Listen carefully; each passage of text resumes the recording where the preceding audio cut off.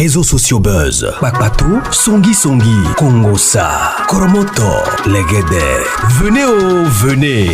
Venez vous informer en temps réel. Écoutez les critiques, les analyses avec Maman Buzz sur réseaux sociaux buzz. Ici, pas de critiques stériles, ni tête ni queue, pas de polémique. Maman réseau, Maman Buzz de tout le monde est là. Maman Buzz sur réseaux sociaux buzz et Lengue Zangali Passa. Le goût qui n'a pas de concurrent. Ça s'est passé au Nigeria et voici le résumé.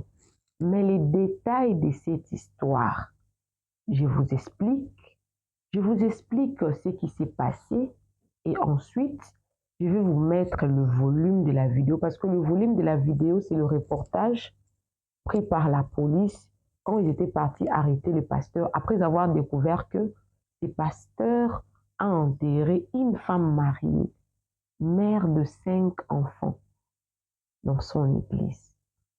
Je vous explique en tout cas toute l'histoire, je vous donne tous les détails. Alors, ça se passe au Nigeria, précisément à Ogun State. Le nom de l'église a été T. On n'a pas donné le nom de l'église. Mais comme vous serez en train de voir sur la vidéo, l'église était en construction. L'église était en chantier. Maman de 5 enfants, mariée, elle avait l'habitude de partir à l'église. C'était une femme commerçante. Elle apportait aussi beaucoup des offrandes à l'église. C'était dans ses habitudes, en tout cas, de partir à l'église, de soutenir son pasteur. Et son mari connaissait que ma femme, elle aime prier, elle aime Dieu. Elle part souvent à l'église. Mais c'est une commerçante, elle avait aussi ses amis dans le marché et tout.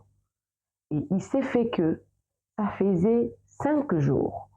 On ne la voyait ni chez elle à la maison, ni au marché.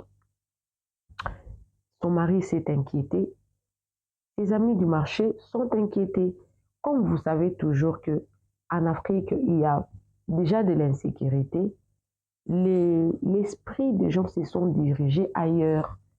Ils ont lancé des communiqués, des photos pour la disparition de cette dame.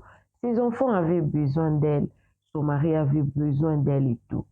Jusqu'à ce qu'il y ait un enfant. Parce que quand on lance comme ça le message, les photos, missing people, missing person, les amis du marché se posent des questions. Elle aimait tellement son travail de vendre au marché et tout.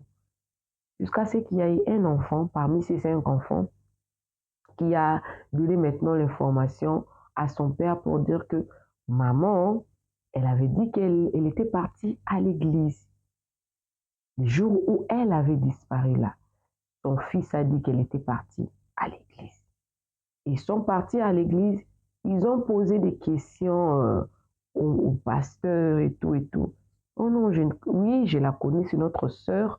Moi aussi, je suis inquiet qu'elle ne se retrouve pas. Après 5 jours, l'église a commencé à sentir mauvais. Et les membres de l'église ont commencé à soupçonner le pasteur.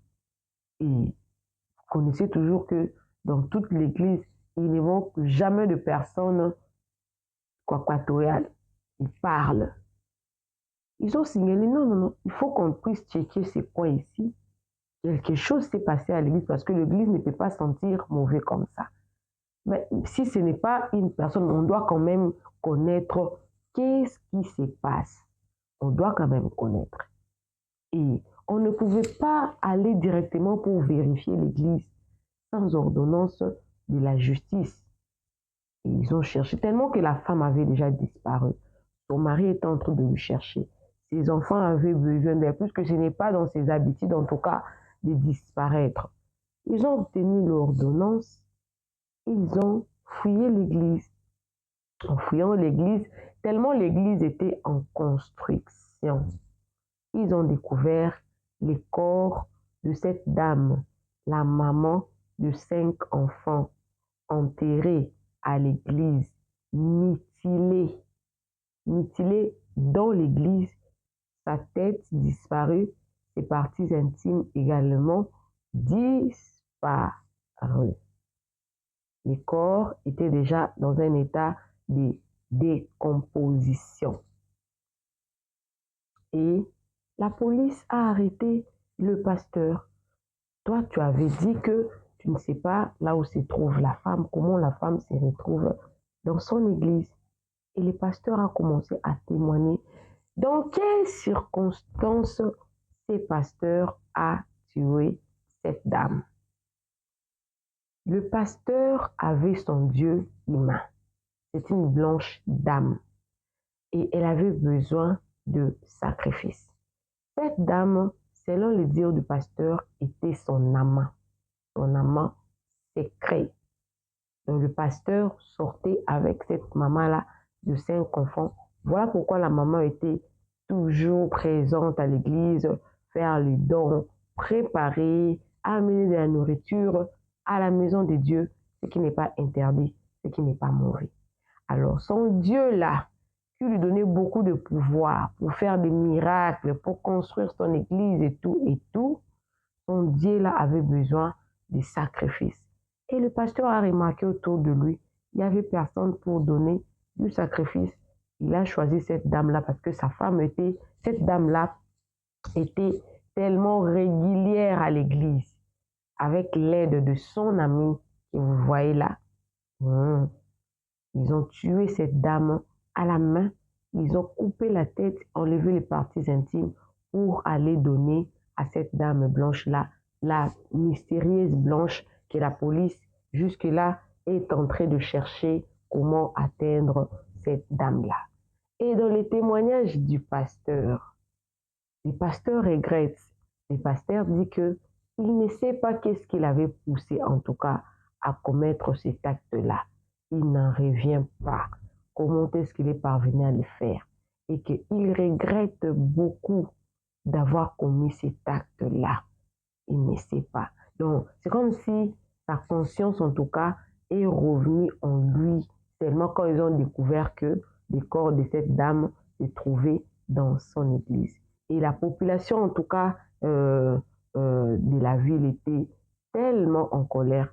Comme vous êtes en train de voir sur la vidéo, avant de remettre le volume, ils ont bien saccagé l'église. Donc, ils ont cassé tout. Ils ont mis toute l'église à terre parce qu'ils ont compris que ces pasteurs, c'était un pasteur, il était dans une secte. Yes, il était dans une secte. Des fake miracles, des miracles qui sont fakes et tout, avec des sacrifices humains. On nous dira que ce pasteur, il a bien étudié en tout cas. Il a fait des études. C'est l'intellectuel qui s'est lancé dans le pastorat. Comme le pastorat aussi, c'est devenu un métier. Il veut bien, en tout cas, gagner votre argent dans le pastorat. Et jusque-là, il n'est pas encore jugé, il n'est pas encore condamné. Il est en train d'expliquer en tout cas les faits, comment ça s'est passé, qui se retrouve en tout cas dans cette circonstance-là. Une autre victime des pasteurs. Maintenant, elle a laissé ses enfants orphelins, son mari. Le pasteur ira faire la prison. Mais au moins, toi, tu es déjà parti. Et une autre question que je me suis posée, est-ce que réellement, la dame là elle était l'amant du pasteur? Peut-être le pasteur aussi a menti. Parce que le fait de tuer déjà quelqu'un, il dira beaucoup de choses qui pourraient inculquer la victime. Mais rien, en tout cas, rien ne justifie le meurtre. Mais il y a aussi des faits atténuants qui pourra faire que peut-être on pourra dire que c'est un crime passionnel, peut-être, mais déjà le fait de ne pas voir la tête, les parties intimes, l'incrimine à des pratiques un peu mystiques et tout. Est-ce que c'était vrai que cette femme-là sortait avec le pasteur? Ça restera un mystère, à moins que le pasteur se décide en tout cas de dire la vérité, réellement la vérité de ce qui se passe. Parce qu'il a quand même réussi déjà à dire la personne qui l'avait aidé à tuer cette dame-là et puis à enlever toutes ses parties intimes et tout. Ça reste un mystère. Alors, il y a une autre histoire que je vous raconte rapidement pour que vous puissiez avoir des histoires aujourd'hui dans la même vidéo, tellement que les histoires sont courtes aujourd'hui. Il y a une fille, ça va de pair avec cette histoire des pasteurs, hein. Il y a une fille qui, elle avait 16 ans. Orpheline des pères et des mères, elle avait sa sœur de 14 ans. Les deux habitaient dans la maison de leur tante. Leur tante, en tout cas, elle faisait des sommiers pour prendre soin de ses nièces. Mais la tante aussi, elle avait ses enfants, elle avait son mari. Et la tante ne faisait que de petits commerces. Et du coup, il y avait 2 années où la grande sœur ne pouvait pas étudier, la petite sœur étudie. C'était comme ça. Et il s'est fait que la fille aimait tellement les études, mais elle aimait aussi prier. Elle était vierge. Elle est partie dans une église de la place à Kinshasa. L'église était bien, était vraiment très bien. La maman pasteur était aussi gentille. Papa pasteur était aussi gentil. Mais la maman pasteur avait remarqué, à chaque fois que cette jeune fille de 16 ans priait, elle pleurait toujours dans ses prières.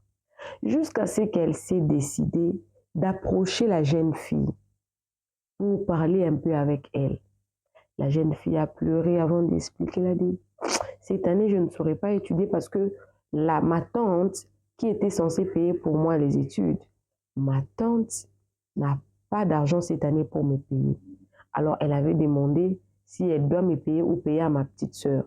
Comme j'aime beaucoup ma petite sœur, je me suis décidée de laisser que ma petite sœur étudie. Moi, je ne vais pas étudier. Mais ça me fait très mal de voir mes amis avec qui nous avons commencé de continuer les études et pas moi. Et maman pasteur a demandé, c'est combien le montant pour toute l'année? Elle a dit, le montant pour toute l'année, c'est 300 $. Elle était en 4e année des humanités. Je ne sais pas comment évaluer ces années-là dans d'autres pays. Et la maman pasteur a sorti 1000 $. Elle lui a dit, comme ça, tu payes pour la 4e, 5e et 6e. Désormais, dis à ta tante que maman pasteur a pris charge, en tout cas, de me payer les frais. Et je prendrai aussi en charge tous tes frais académiques. D'accord, ne pleure plus. Elle a pris cet argent-là, c'était une très bonne fille. Elle a payé des études 4e, 5e, 6e dans la même école pour qu'elle reste. Tellement que la tante avait déjà dit qu'elle va payer seulement pour la petite sœur. Et c'était bien. C'était très bien. Et les années ont fini. La maman a donné maintenant 50, 100 $. Quand elle est arrivée en 6e année, la maman a donné à la fille la responsabilité d'être la protocole de son mari personnel. Donc, elle s'occupait du mari de maman pasteur. Son verre, sa Bible, son sac à l'église. En tout cas, elle était vraiment très permanente. Et jusqu'à ce qu'un jour, quand elle a obtenu son diplôme d'État, avant qu'elle entre à l'université, parce que la maman pasteur avait promis qu'elle va entrer à l'université, elle va lui payer ses études, en tout cas universitaires. Tellement contente. La maman pasteur l'a fait asseoir pour dire que, est-ce que depuis tous ces temps-là, tu ne m'as pas parlé de ta vie amoureuse? Tu as déjà 18 ans, tu n'as pas un petit ami. Elle a dit, non, je n'ai pas un petit ami. Je me suis en tout cas décidée d'étudier, en tout cas de devenir quelqu'un, tellement que je n'ai pas de position. Je ne vais pas m'embrouiller avec l'histoire d'avoir des copains. Je vais rester concentrée sur mes études. Et la maman pasteur lui a posé la question, elle a dit, tu es vierge? Elle a dit, oui maman, je suis vierge. Elle a dit, ok, ne sois avec personne. Quand le moment sera là, moi-même, je te chercherai un homme bien qui pourra te mettre mal à l'aise, qui pourra te mettre très à l'aise. Les jeunes mettent souvent le fille mal à l'aise. Je te chercherai quelqu'un à ton niveau. En tout cas, étudie d'abord. Et la maman avait payé première, graduate, 2e, 3e, tellement qu'elle avait choisi les âmes. Elle coudrait les habits. On dit, yes. Et elle a fini, ils ont fait la fête et tout. La maman pasteur a ouvert pour cette fille-là l'atelier de couture. Et un jour, après une année, donc elle avait 22 ans, la maman pasteur a organisé une réunion à la maison. Elle, son mari et la fille. Ils ont parlé. Ah, tu es vierge. Je t'avais dit que je te choisirais quelqu'un qui pourra, en tout cas, être de ton niveau pour te le faire pour la première fois. Et puis la fille a dit, maman, mais je suis vierge, je ne suis pas encore mariée. Elle a dit, tu n'as pas besoin d'être mariée pour le faire avec une personne responsable. Et la personne que j'ai choisie pour toi, c'est mon mari. Gang, gang, gang. Gang, gang, gang. Gang, gang, gang. Et puis la fille a dit, ah, votre mari dit oui. C'est le cadeau parfait que tu pourras lui donner. On a payé pour toi les études, non? Eh, c'est le cadeau parfait que tu peux donner à mon mari. Ta virginité, c'est lui l'homme qu'il te faut pour ça. C'est vraiment lui. Tu as ton atelier, non? Yeah, c'est lui. Et moi, je suis d'accord. Si tu es d'accord, il peut même te le faire aujourd'hui. Ne t'en fais pas. On n'aura pas de problème avec. Tu n'auras aucun problème avec moi. Et ces secrets-là, ça va rester entre nous. Ça restera entre nous. Hein? La fille, elle n'avait pas le choix. Elle était chez son pasteur, dans la maison. Qu'est-ce qu'elle pouvait faire? Elle a accepté. Le pasteur est parti comme ça, sans préservatif, rien.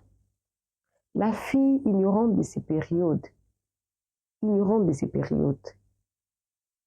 ont fait ça avec le pasteur et la maman pasteur a sorti $6,000. $6,000. Elle a remis à la jeune fille. En tout cas, c'est vraiment un cadeau parfait pour mon mari.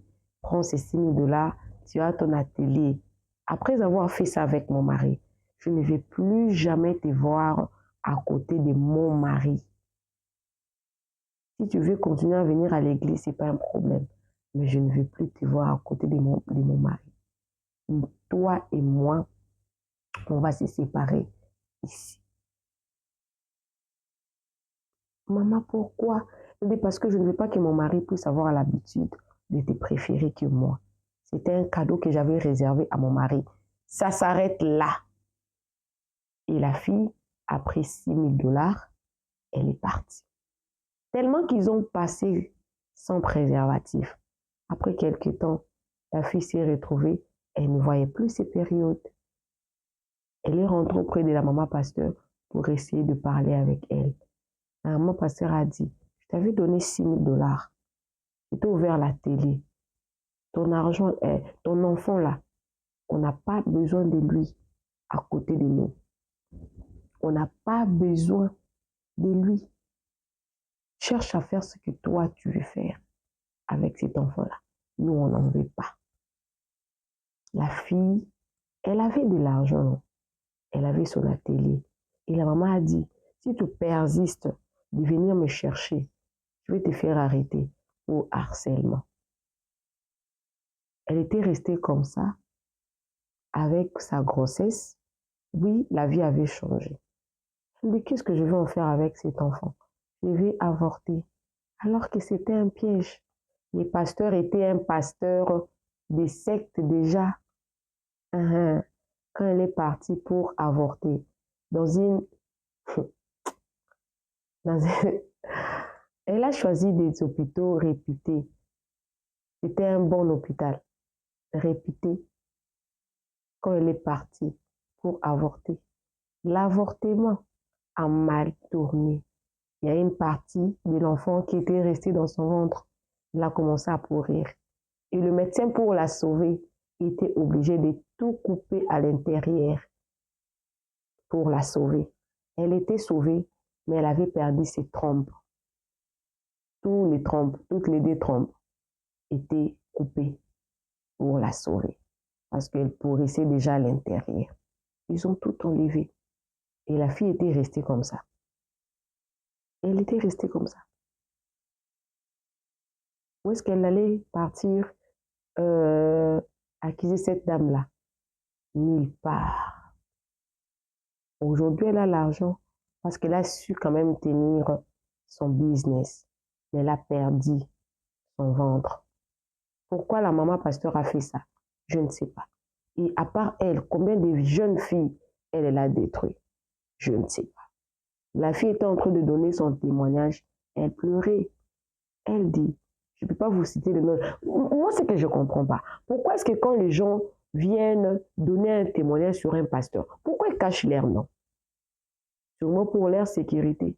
Je préfère à ce que quand vous venez vraiment donner les témoignages, faites en sorte de quitter d'abord les Congos. Vous allez ailleurs. Parce que le pasteur aujourd'hui détruit de plus en plus des vies des gens. Et ils sont à l'aise, ils ne sont pas dérangés. Ils détruisent de vies. Beaucoup de vies sont détruites à cause des pasteurs. Elle a perdu son ventre jusqu'à aujourd'hui. Elle était en train de pleurer. Elle avertissait. Elle dit, elle n'avait pas caché son visage. Beaucoup de gens me connaissent dans quelle église je priais. Ils connaissent. Alors, si vous me reconnaissez et que vous me voyez dans cette église-là, le pasteur-là, c'est celui qui m'a fait ça. Alors, combien de victimes? Je ne sais pas.